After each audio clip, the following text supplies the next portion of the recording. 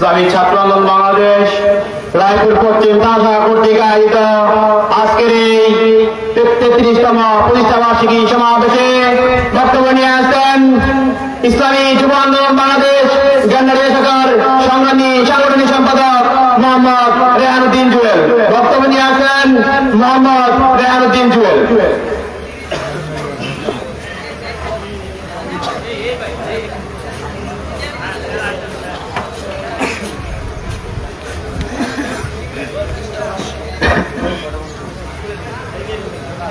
আসসালামু আলাইকুম ওয়া রাহমাতুল্লাহি ওয়া বারাকাতুহু।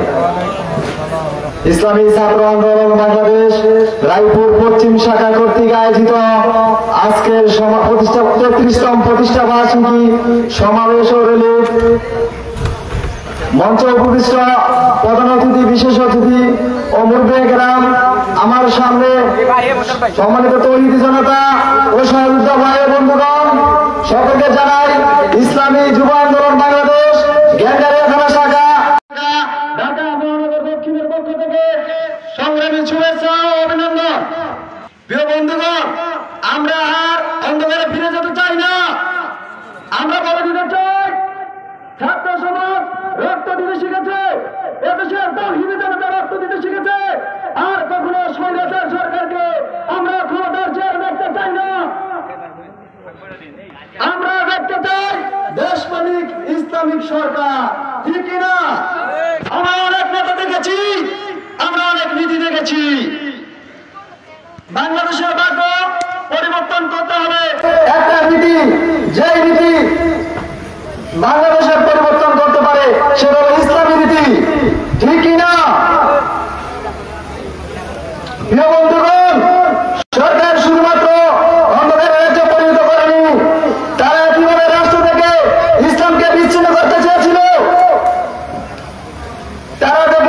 আমরা দেখেছিলাম আমাদের বাংলাদেশের সংবিধান থেকে ইসলামকে চিরতরে মুছে দেওয়ার চক্রান্ত করেছিল, কিন্তু তখনই আমাদের নেতৃবৃন্দ পীর সাহেব চরমোনাই এবং সাহেবের চরমোনাই এদেশের তৌহিদি জনতাকে নিয়ে মাঠে ময়দানে ঝাঁপিয়ে পড়েছিল। তৎকালীন সরকার তখন ইসলামের দিক থেকে মুখ ফিরে নিয়েছিল, ঠিক কিনা? সামনে কেউ যদি এদেশের মাটিতে ইসলামকে কলঙ্ক করতে চায়, তাদেরকে বাংলাদেশের মানুষ এই দেশ থেকে বিতাড়িত করবে, ঠিক কিনা?